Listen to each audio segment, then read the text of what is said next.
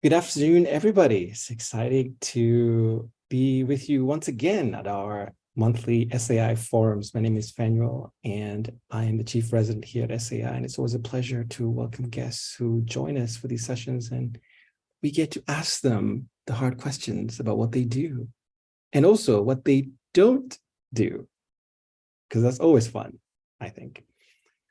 So these are very informal. The presenters will have about 10, 15, 20 minutes if they want to talk about their work, and then we'll dive in and share questions. So if you're watching this in the future, definitely look at the details in the description to get in touch with the speakers, ask them more detailed questions about something you may have heard, maybe inspires you. So that would be my quick spiel there. Now, today we are joined by Disan Davis. She is a research associate at the STEM Push Network. So you're thinking, what on earth is that? Well, it's the first national collaborative of pre-college STEM programs that work together for racial equity. And Disan will tell us more about what they actually do, so I won't spoil that. Her background, including earning a PhD in chemical biology from the Rockefeller University in 2012, teaching high school chemistry and middle school, I believe, also, and working as a program manager at the beloved Rocky G at the Rockefeller University. In fact, a little fun fact there, ED, the executive director, Jeannie Garbarino, spoke to our fellows a few years back, and she's a good friend. Small world indeed. In fact, an hour ago, Disan and I were chatting about that fact, of the connection that we share with Jeannie. Now, Disan will share some of the core strategies that they use in their work at the STEM Push Network. And one particular theme is around improvement science. This includes a set of approaches designed to make small data-driven changes in education or various other settings. And in SAI, we talk a lot about the informal setting as well that we think a lot about. To use these data to, and I quote, adapt, and I love this, adopt or abandon, end quote, changes in a streamlined way. And we think a lot about those things because using the logic model, you have to think about those things as well when things have to change, adapt, and do all those things. So Disan, it's a pleasure to have you here, and I look forward to engaging with you on this important conversation. Thank you so much, and thank you for having me. It seems still need permission to share. Yep, and you got it. There we go. And I'm really looking forward to sharing about the work at STEM Push. All right, let me get all the boxes arranged here. All right, can you guys see my slides well? Sure can. Yep. Awesome. Okay. So thank you for that lovely introduction. Again, I'm Disan Davis, and I'll be sharing a bit about our work with the STEM Push Network. I'll put two links in the chat here. One is the link to the STEM Push website where you can learn more about the work. And the other is a link tree, which has some links that I'll refer to throughout the session if you want to take a look as well. Yeah, with all of that, and you already heard a bit about my background, I will say that one of the things that has brought me to this work is that I really enjoy working in spaces that expand equity and inclusion in science education, because it continually has me interrogating what it means to teach or to learn or to do science in ways that ultimately allow more learners to thrive. And I really enjoy thinking and rethinking about what it means to do science, what it means to learn, these sorts of questions. And I find that working in equity-driven spaces allows us to ask those questions in really powerful ways. And so the STEM Push Network is just one of those examples. So we are an NSF-funded Alliance, working through a 5-year grant. We're now at year 4 to build and study STEM pathways for underrepresented students in into higher education. That's the push, STEM Push, by building a network of pre-college STEM programs. And so we came to this work through several folks identifying an existing broadening participation challenge. And that was that racial and ethnic underrepresented students are not represented in higher education, especially in STEM fields. Even though students may be participating in pre-college STEM programs specifically aimed to serve students of their community, of their racial and ethnic background, or of their, other elements of their identity, such as their gender. And so this work was started at the University of Pittsburgh and is still run out of the University of Pittsburgh. And folks there had identified that the pre-college STEM programs in the Pittsburgh area, and even programs run out of the University of Pittsburgh, would serve urban youth, predominantly Black students from urban Pittsburgh, and that those students would not be admitted to common institutions where those students would want to go, such as the University of Pittsburgh itself. And this raised really fundamental questions about what was going on in that disconnect between these students being able to demonstrate STEM potential, have successes, some of them were even published on scientific research publications, and those not being recognized in the admissions process. So conversations happened across pre-college STEM programs, as well as with higher education admissions folks, to try to understand the challenges and the barriers, as well as what some of those solutions could be. What could we learn together as a research project to try to change these systems and better improve the learning and STEM potential for underrepresented students in STEM. And so one of the things that became clear on the higher education admission side was that admissions offices didn't have clear ways to recognize the scientific experiences and accomplishments of students who participate in these out-of-school programs. They show up as an activity in a list of many activities, and there's not a clear way to identify that this is a substantial commitment, that students are demonstrating real skills and potential in STEM, that students are developing a sense of belonging in STEM, that students are creating meaningful outputs in the STEM work that they're doing, as a few of the examples. And so, so some of this work is around how do we engage in higher education admission spaces to better recognize and leverage those pre-college STEM experiences. So to do that, the other part of the work is to engage pre-college STEM programs, who, often the kinds of pre-college STEM programs that are engaging in STEM push are programs that exist with explicit goals of engaging racially and ethnically minoritized youth in STEM, acknowledging that many of those students aren't getting rigorous or advanced STEM experiences in their existing K-12 environments, and that that's systemic, built into challenges in our public education system, and historical racism built into access to STEM in those spaces. And so we wanted to identify pre-college STEM programs that would fit sort of in this space and allow us to start to build a model and understand, and then possibly expand it to more pre-college STEM programs. And so for that purpose, we defined pre-college STEM programs as programs that serve students in depth, so 120 or more student hours per year, that they're engaging in STEM-centric programming that serves high school students, and that these pre-college STEM programs have an explicit focus on racial equity and include a component of supporting or improving students' college and career pathway development.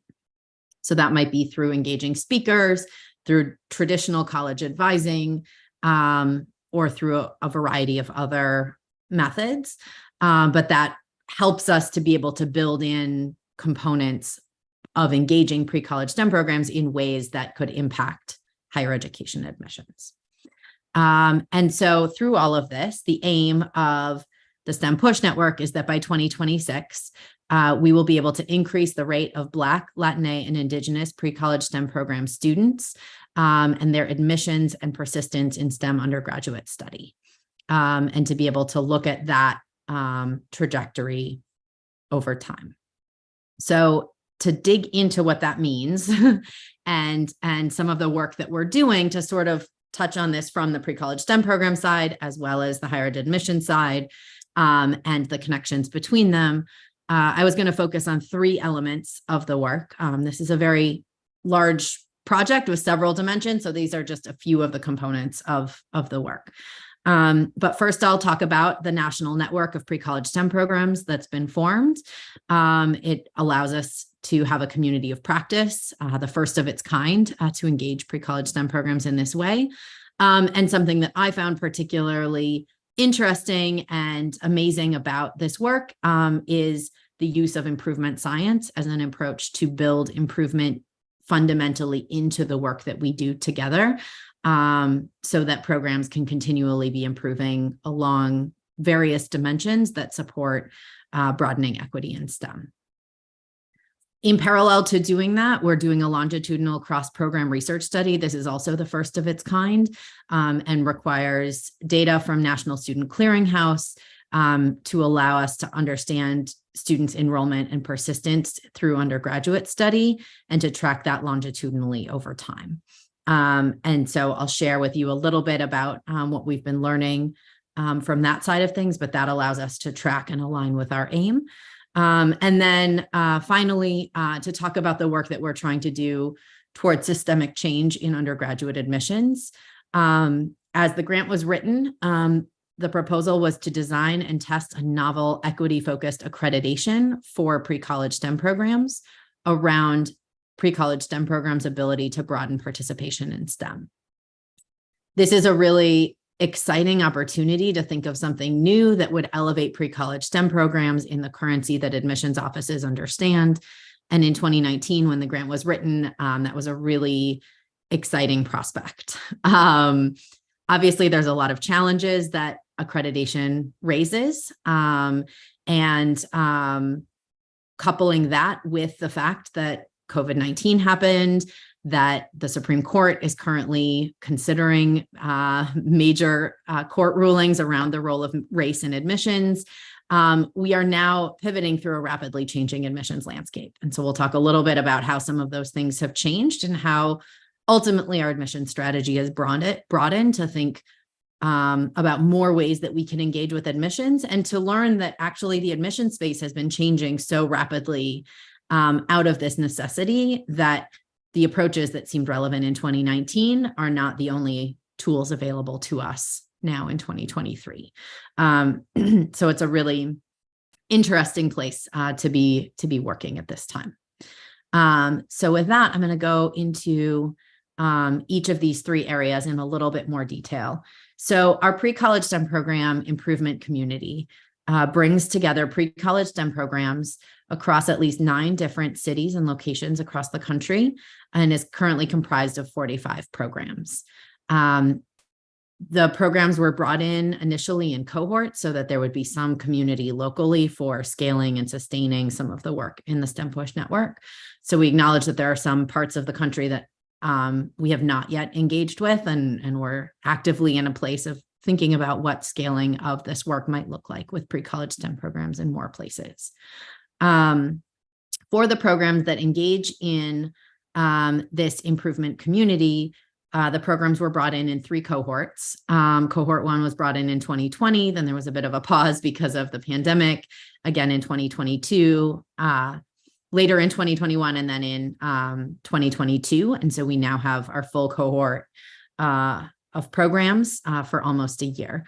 And so within the pre-college STEM program improvement community, we center all of our work around an improvement science framework, and the equivalent of a logic model driving the work within that network is called a driver diagram. And that's what's shown here. And the driver diagram is one approach to look at the aim of the collective work that we have, and then using a bunch of tools that the network participated in prior to this grant, identified what some of these primary drivers might be, what some of the things might be that if we push on those drivers, we think we will have an impact on our aim.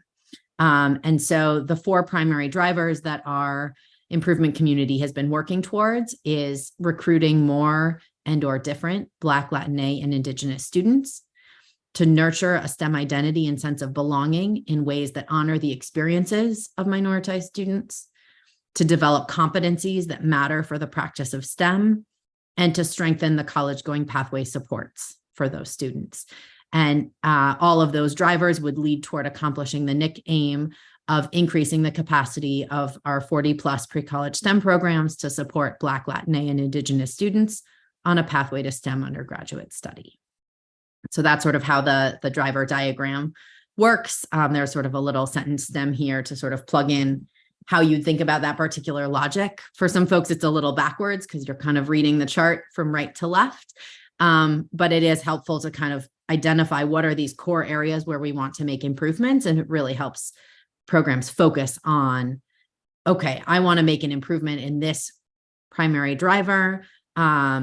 Here's the work that I'm going to do and the improvement that I'm going to engage in order to have an impact in that particular area.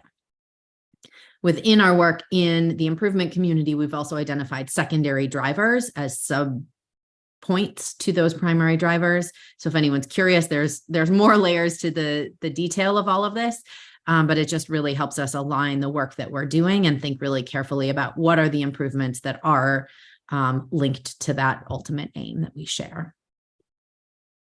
So as we then dig into, I want to make an improvement in a particular area, improvement science gives us some tools that we can use to think about, as Fenwell said, in terms of making these small iterative improvements that are data-driven. And one of those structures that we use is called a plan, do, study, act cycle. And the idea is that you go around, and ideally you go around and around and around this cycle repeatedly, starting with plan, where you make a plan for what it is that you're going to change about your program, what the improvement is that you're going to try on, what that's going to look like, and what data you're going to collect in order to have some understanding of whether that plan is doing what you thought it would do, right? So for example, we can implement a change and have a lot of information to tell us whether or not that change did something. But when we're planning, we're going to be thinking specifically about that driver and thinking about what data is going to tell us that this thing that we did is pressing on that driver lever in the way that we had hoped, right? So it helps us to align those, but we're going to think really practically. When are we going to do those measurements? How are we going to analyze those data? How are we going to do that in a sustainable way? And you know, that's a big part of this process, is thinking really creatively and openly about what that might look like. Then you go into the do phase, where you actually implement your plan. Ideally, you document what you're actually doing and compare it against what your plan was, right? The fidelity of implementation is always an element of these sorts of plans. And then the study phase is to use any data that you're collecting to reflect on whether this plan is working, how it's going, any information. And then the act is that adapt, adopt, or abandon, where you check in on, we made this improvement, we did these sorts of things, here's what the data said, do we like it? We're going to adopt it. And then in which case you drop out a lot of the plan and study components because you've established it, and you're going to maybe check in again in a few years. In all likelihood, a lot of these become adapts, where you go through the cycle again, changing something a little bit, collecting slightly different data, and moving around that cycle as you sort of tweak and refine what it is you're doing and what data you're collecting to align with what it is that you want to know. And so I've really fallen in love with this kind of model and the rhythm of being able to plan not just what you're going to do, but how you're going to know that it's having the impact you want it to have. And then being really generous with yourself that that plan may not work and you might be abandoning it at the end of the cycle. And that we don't need to just add more and more and more. And I think often in these out of school spaces and in these informal and civic engagement spaces, it always feels like there's just more we should add and more we should do and more things, and we just don't have more time and we don't have more money. And so thinking really thoughtfully and strategically about what things are having the impact we want them to have, and how we do that in a sustainable way, I think is something that's really helpful in my own thinking. And so as one example of this, I took a screenshot of one page of one of our improvement packages. In the chat, I had shared a link tree, and a couple of the link tree links linked to two of our improvement packages that we've shared out so far that you can take a look at in more detail. But this one goes through sort of thinking about how you might measure a particular improvement.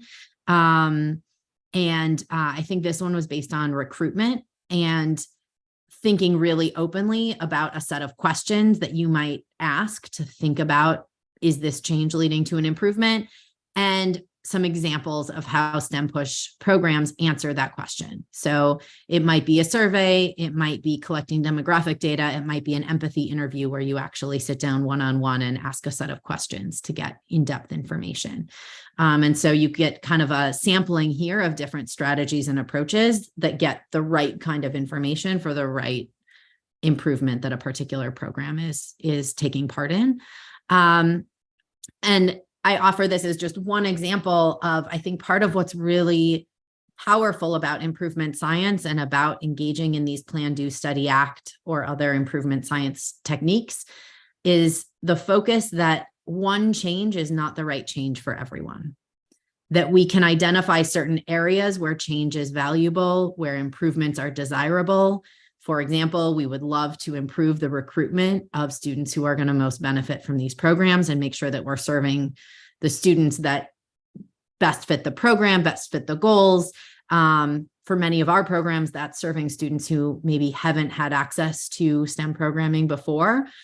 So not just serving the students that keep rising to the top, but making sure we're actually getting into the community and engaging with students that might not have thought of themselves as STEM kids before, right?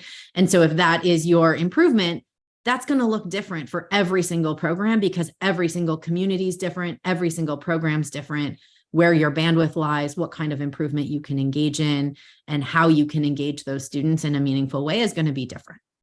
And so the improvement package is to offer a set of tools and strategies, and then to engage in that or some version of that improvement cycle yourself, where you can check in on what parts of this are an improvement for my particular scenario.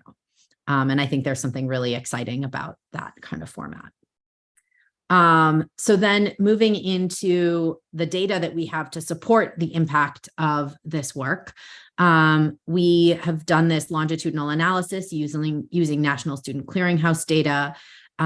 We submitted, I think, about 18,000 records to National Student Clearinghouse for students who had records to date. And many more are students who are still in high school and will be getting more data as time progresses.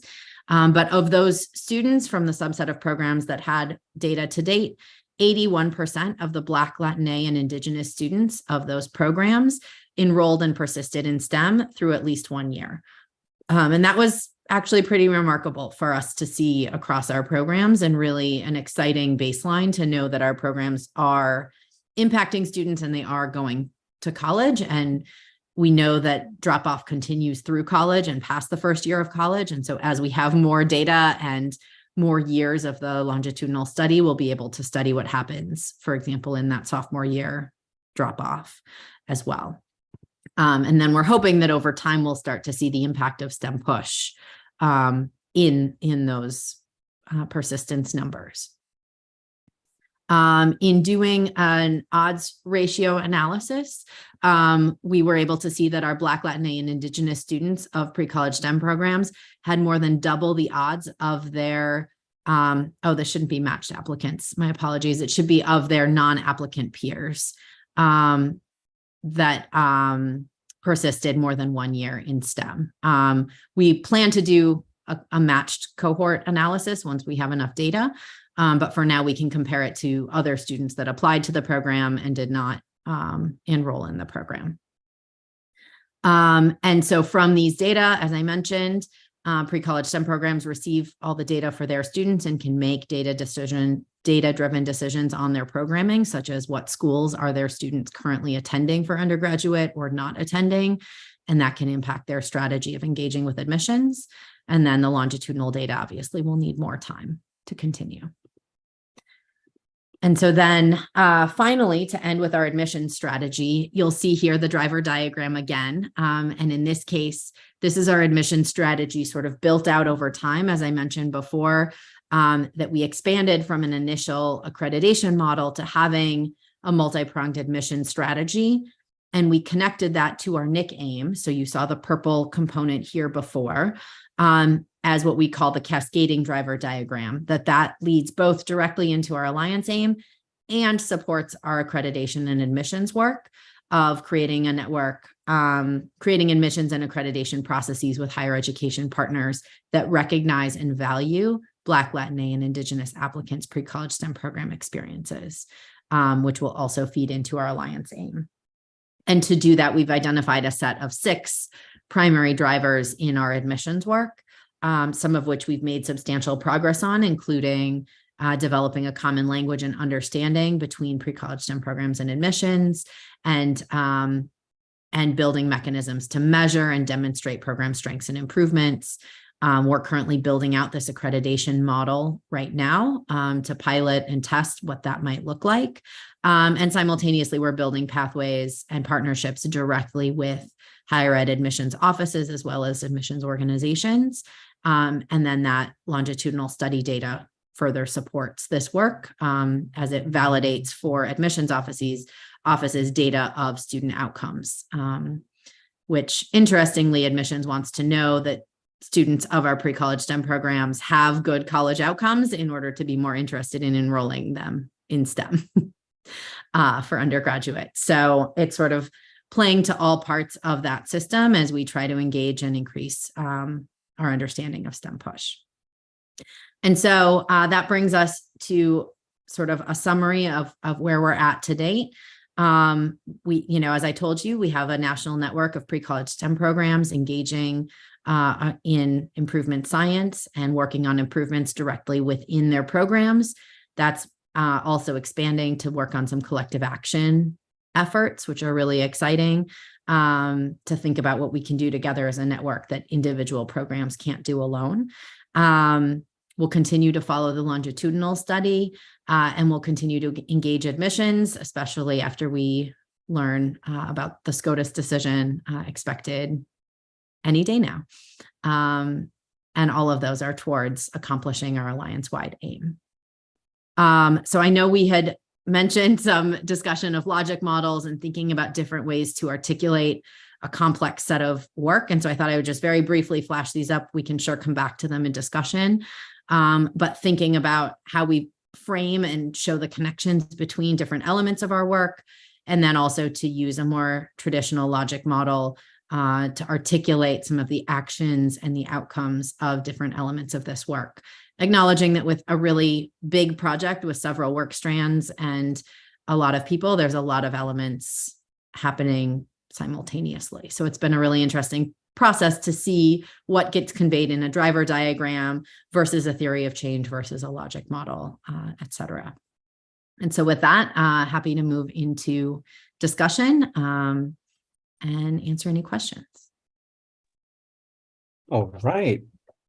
Wow. Okay. There's a lot to unpack in there. And yes, and somehow I said more than I intended to. My apologies. as it always happens, right? And you know what I can already tell is that we need to have you back, Disan. And there's many ways we can have you back to continue to unpack this, right? So today is really kind of an intro unpacking, shall we say, right? So yeah, please, the floor is open.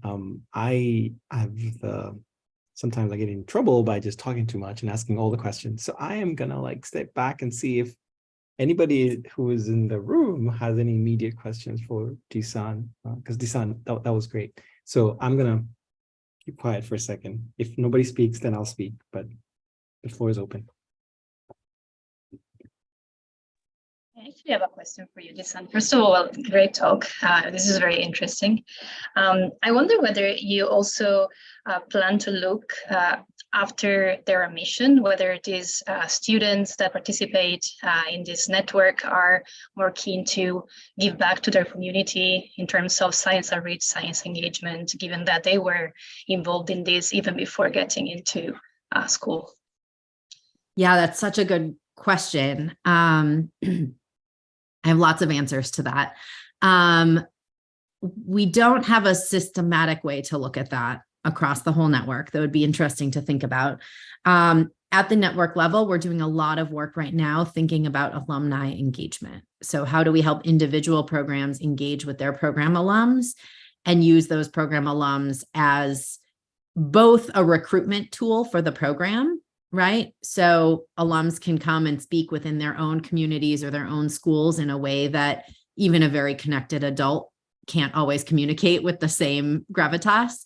But then also for the college going, that if you have alums who are in college, they can be a tremendous resource for students coming out of the program to connect with other students that have embarked on that college journey. And so several of our programs have evidence of one or both of those dimensions of the alumni network being a really significant improvement for their programs. Excuse me. And there might be work going forward to think about whether there's a value of a collective alumni effort that could allow students between different pre-college STEM programs to connect just over the fact that they've engaged in some STEM, they want to embark in college, those sorts of things. And I will say, putting on my pre-college STEM program hat for a moment, that I participated in, or I led some empathy interviews of alums of that program that I had run to talk to students who are in various freshman through senior year of undergraduate about their experience and where they felt our program had impacted them in their college experience. And that was an opportunity to sort of dig into some of those pieces. And for several of them, they were seeking out mentorship experiences. And one alum was very specifically interested in engaging in a career of science outreach. And so it does seem that there is some threads of that, especially for the students that stay more closely connected to their programs. But it would be really interesting to think about studying that more systematically.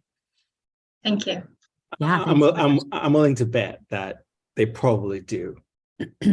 That down the line they would be more inclined to participate and actually become Ariana civic science, entrepreneurs and other things, right?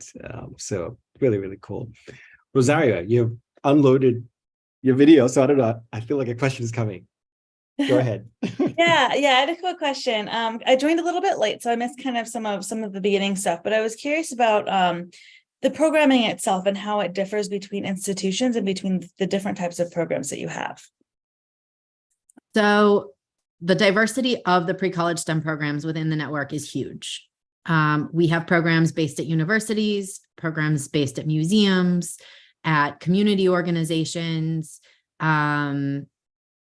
I'm sure I'm leaving out some parks. We have some field programs in some local park organizations.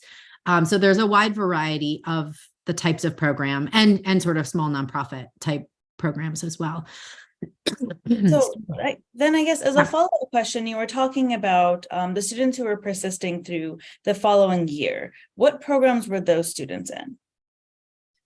Well, so that data is coming from our most established programs because we needed programs that had many years of student data that we could use to submit to National Student Clearinghouse. So we are currently biased towards the more established programs in that data set, if that makes sense. No, that makes sense. I guess that my question is about which programs are those though? Because I think it's a really important part in terms of, evaluations, which programs are the most effective. So I was just kind of curious if you know which kind of programs, and if you've looked at region or if you've looked at the way the program is organized, just to see kind of, what's working, right? Yeah, no, I think it's a really interesting question. We have not done a lot of disaggregating of our data yet because we don't have data submitted from all of our programs yet. And when you have a small number of programs, it's hard to disaggregate in a meaningful way, right? So I think the data that we submitted that I showed here was only representing about 18 of our programs. Okay. Because of the cohort cycles and because a few of our programs didn't have historical data, right? The data set that those initial findings are drawn from is smaller than the total data set. So the disaggregating is coming later.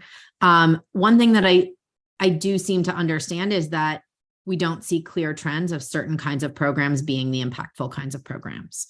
I think from our program side, we've seemed to understand that programs that build a strong sense of STEM identity and belonging build students who are more likely to enter and persevere through the existing racist structures and systems of higher education.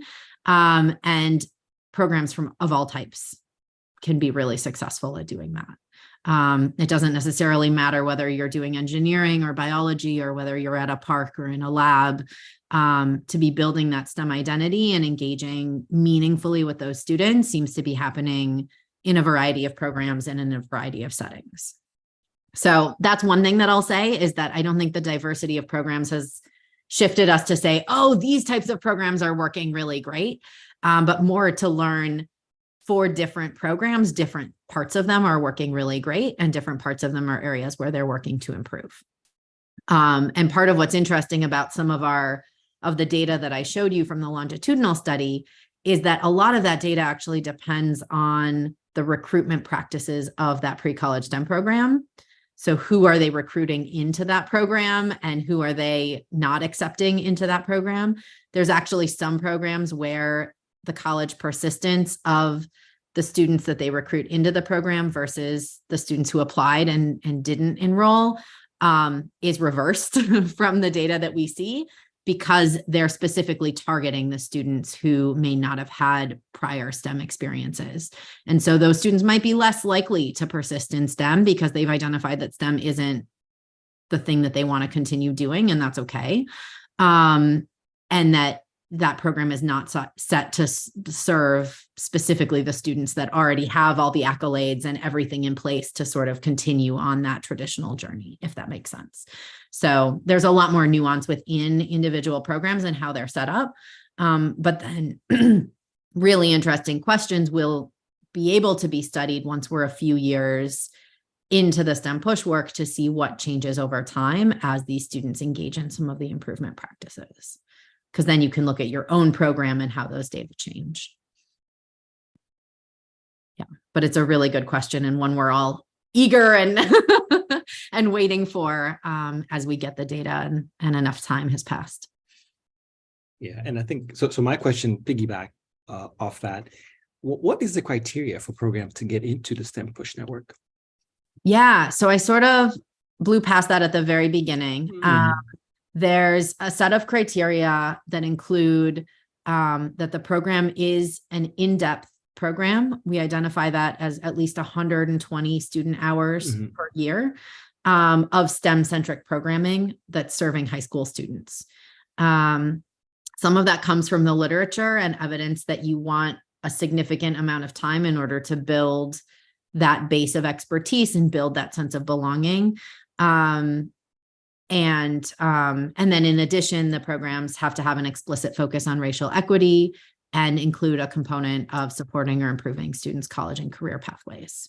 So do they apply, or like, how does it work? Yeah, so some of our programs were recruited through the STEM Learning Ecosystem community of practice, and some of them heard about it in other ways or were contacted in other ways. That was the STEM Learning Ecosystem was the initial vehicle for recruiting programs, and it was more of a recruitment model than an application model. We're now at a place of sort of identifying what the future of the STEM Push Network and what that improvement community might look like, and considering what engaging new programs as scaling partners would look like. So I don't have information to share on that yet, other than to say we're thinking about it and we're interested in it, and stay tuned. Yeah, because 40, I'm not sure what percent of the wider pie, right? If you were to draw that pie chart. We're not sure either. Actually, that's been part of what's fascinating, is nobody knows how many pre-college STEM programs are out there or how to find them all, because many of them are very locally based and locally centered. And so how do we engage and connect those and build off of a broader community for programs that are so locally focused has been an interesting challenge of the work. That's interesting. Wow. Yeah. It'll be good to unearth them. I'm assuming once you get them up, then you will know what level of impact you're having. Are they, once they're in, are you giving them financial support of any kind, or is it?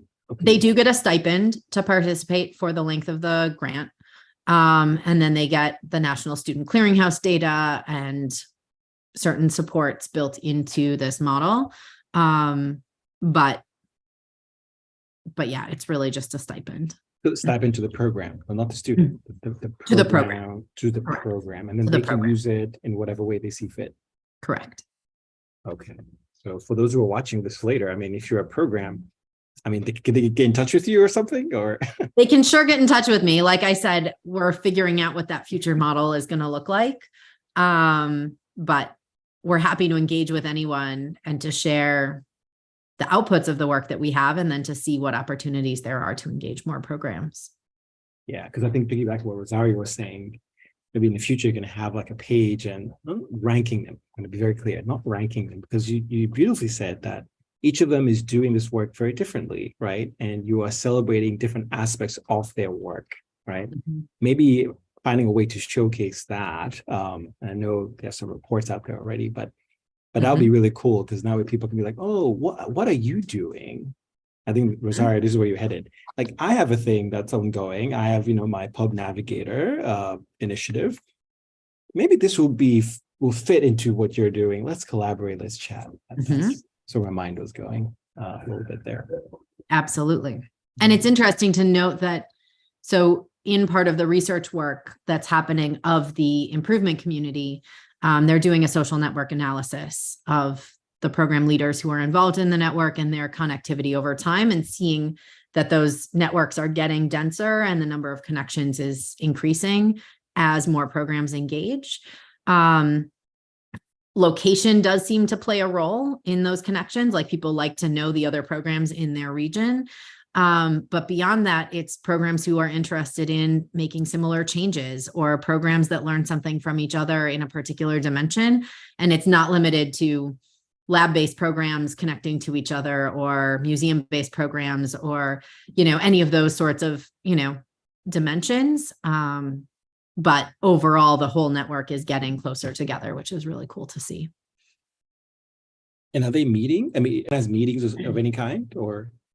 Yeah. So we meet once a month for an hour on Zoom as sort of a monthly check-in. That's paused during the summer, because a lot of our programs are either folks are totally off during the summer, or they're running really intensive programming over the summer.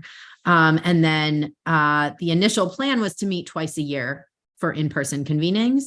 And we're just now this year going to accomplish our twice a year meeting in person for the first time. It was a slow ramp up post-COVID. But those in-person meetings are a really important time for folks to really dig in and go deeper in that work collaboratively in ways that are harder to do on Zoom.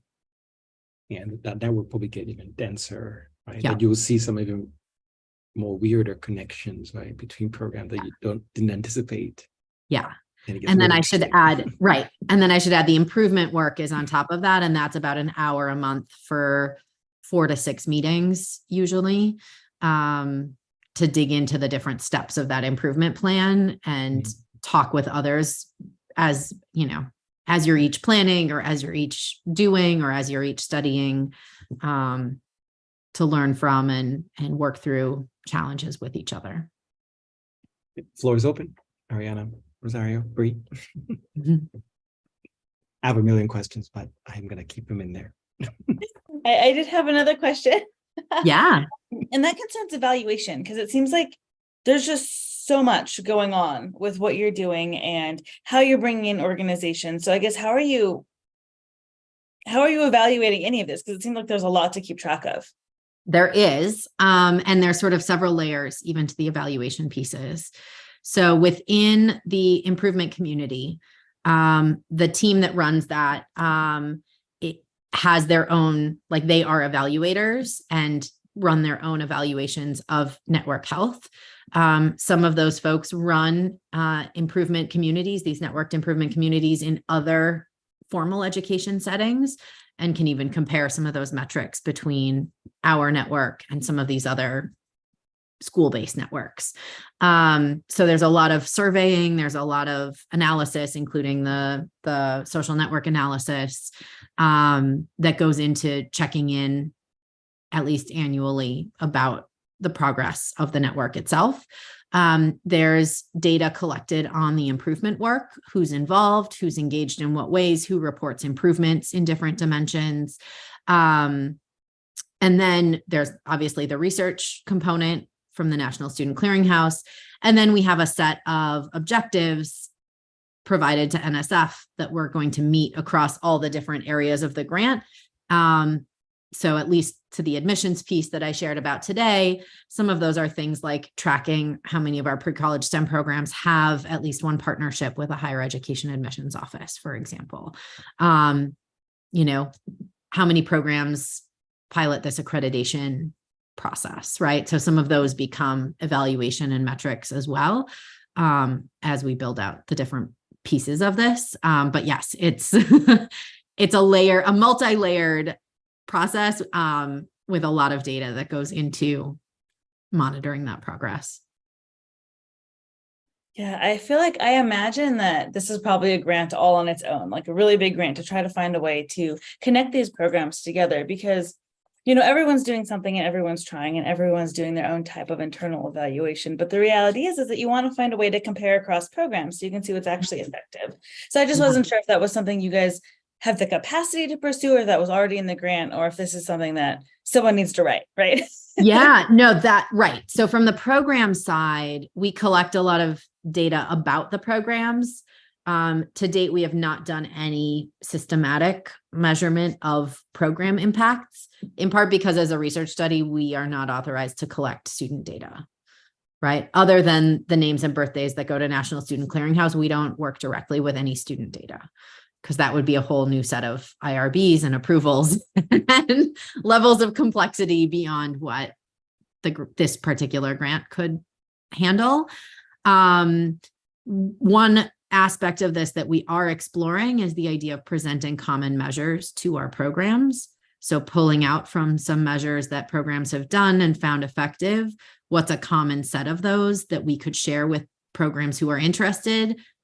Various programs can implement those, and various programs could share those data back with each other as a way to sort of compare and grow and build some of that common metric together. I think there's some interest around that. And I'll very briefly mention that a side component of this work has been to partner with a psychology researcher. I think he's a psychology researcher at the University of Pittsburgh, who has looked at ecological belonging in students. And he started working with undergrads. So addressing, this is sort of next level of imposter syndrome, this idea that it's not just how do I feel in this environment, but I actually care how I think you feel about me being in this environment, if that makes sense. So we perceive not just our own presence, but we perceive whether or not we're accepted by others, right? That's the ecology component.